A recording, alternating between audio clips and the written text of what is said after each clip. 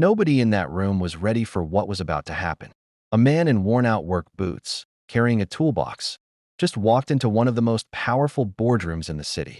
And every single person in that room, in their expensive suits and leather chairs, went completely silent.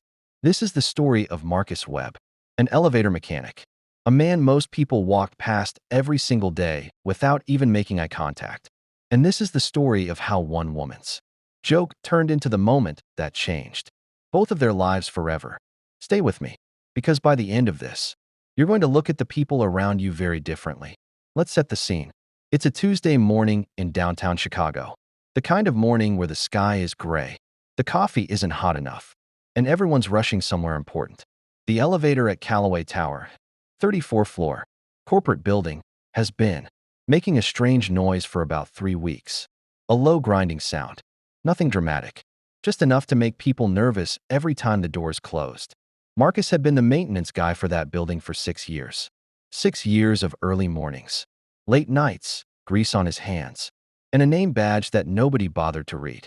He was the guy who kept everything running. The lights, the HVAC, the plumbing, and yes, the elevators. But to most of the people who worked in that building, he was basically invisible. Every morning, he'd show up at 6 a.m. He'd fix things before people even noticed they were broken. He'd hold the service elevator door open, nod politely, and get out of the way when the executives walked by. He wasn't bitter about it. That was just the world he lived in. Now, on the 28th floor of Callaway Tower sat the headquarters of Vantage Solutions, a mid-sized marketing firm run by a woman named Diana Callaway. Yes, same last name as the building. Her grandfather built it, and she had been running Vantage for 11 years with an iron grip and a reputation for being sharp, fast, and occasionally ruthless. Diana was good at her job, really good, but she had one flaw that her closest employees knew about. She used humor as a shield. When things got tense, she made jokes.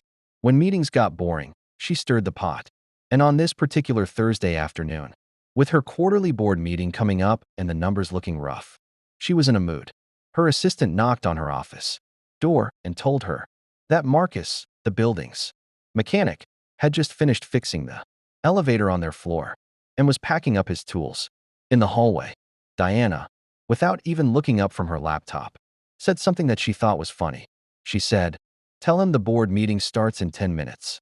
He should come in and tell us how to fix things, since clearly that's what he does." Her assistant laughed nervously. Diana laughed, and that should have been the end of it.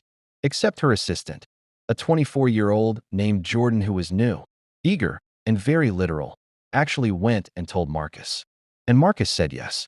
Now let's pause here for a second, because this is the part where most people would say no. Most people, when invited into a room full of strangers in suits, as a joke, by the way, would say no thank you and go back to their toolbox. But Marcus Webb was not most people. Here's something you need to know about Marcus. He hadn't always been a mechanic. Before the divorce, before the move to Chicago, before the financial collapse of a business he had poured everything into, Marcus had an MBA from the University of Michigan. He had run a small logistics company for 4 years. He understood supply chains, team dynamics, operational inefficiency, and client retention better than most people in that building. But life, as it often does, had taken a sharp turn. And here he was, 6 years later, toolbox in hand, standing outside a boardroom. He straightened his jacket, the navy work jacket with his name stitched on the chest, and he walked in. The room had 12 people in it. CFO, CMO, 3 regional directors, 2 investors, and Diana herself at the head of the table. The projector was showing a revenue chart that was not trending in a good direction. When Marcus walked through that door, every single conversation stopped. Diana looked up. Her smile froze. She recognized him immediately, the man she'd just used as a punchline. And now he was standing in her boardroom. For 3 full seconds, nobody said a word. Then Marcus pulled out the empty chair at the far end of the table, set his toolbox on the floor quietly, and sat down. He folded his hands, and he said, very calmly, "You said 10 minutes. I was on time." One of the investors actually laughed. Not the awkward kind, the real kind. Diana, to her credit, didn't kick him out. Maybe it was curiosity. Maybe it was embarrassment. Maybe deep down she respected the confidence. Whatever it was, she let the meeting continue. The first 20 minutes were standard. Numbers were discussed. Projections were reviewed. The CMO presented a new campaign strategy that was met with polite nodding and zero real excitement. There was a problem on the table. Vantage Solutions was losing mid-tier clients at an alarming rate. 3 had left in the last quarter alone. The team kept circling around the same solutions. More ads, better pricing, stronger outreach.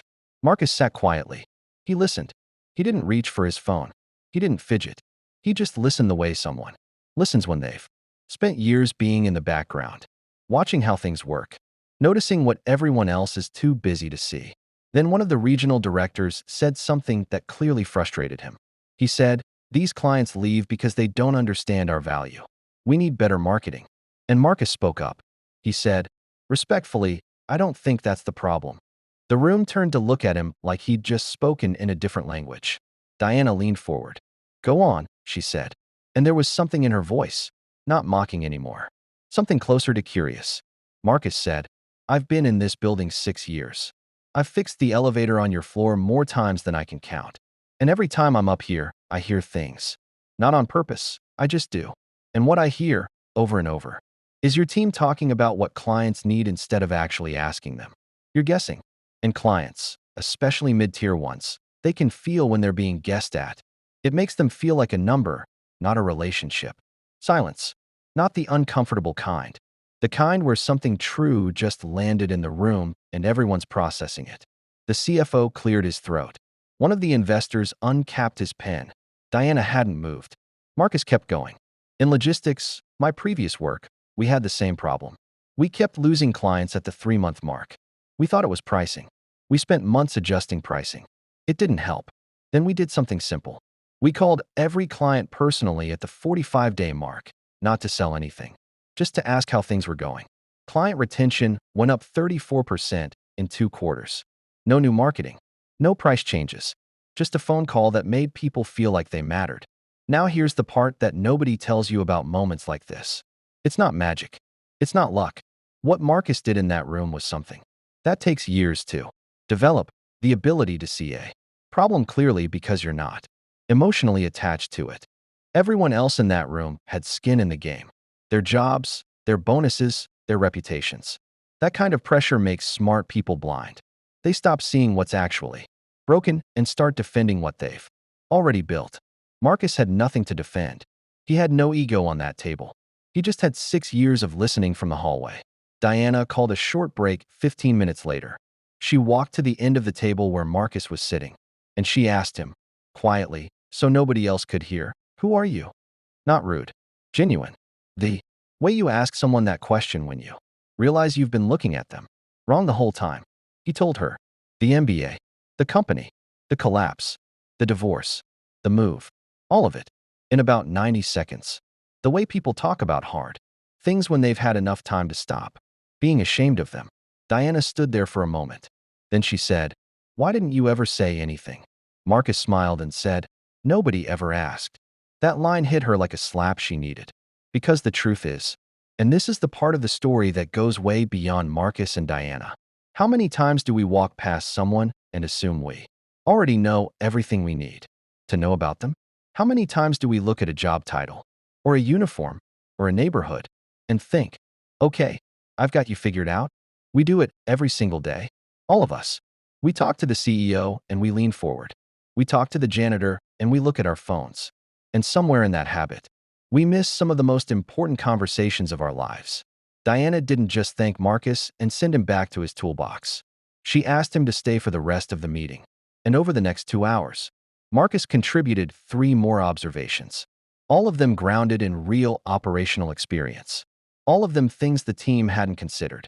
He talked about how the onboarding process for new clients probably felt bureaucratic and cold based on the paperwork he'd seen left in the recycling bin outside the copy room.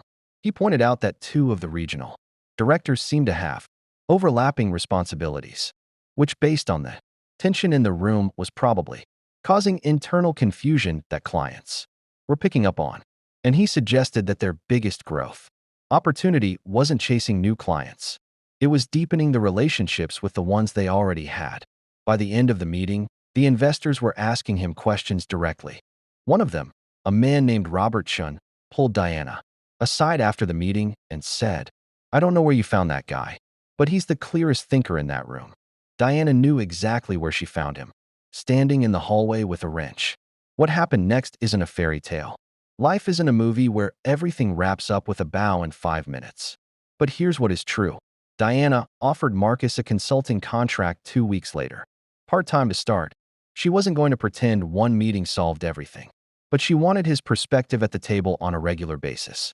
Marcus kept his mechanic job for another 4 months while he rebuilt his confidence and his professional network. And then, slowly, carefully, the way you do something when you've been burned before and you're not willing to be reckless again, he stepped back into the world he'd once left behind. Within a year, Vantage Solutions had restructured its client communication process. Retention improved. Two of the clients who had left actually came back. The investors doubled down on their commitment. And Marcus Webb, the man with the worn-out work boots and the name badge nobody read, had a seat at the table, not because someone handed it to him, because he earned it, quietly, in a hallway. Over 6 years of paying attention when nobody was watching. But I want to end this story on something that has nothing to do with business.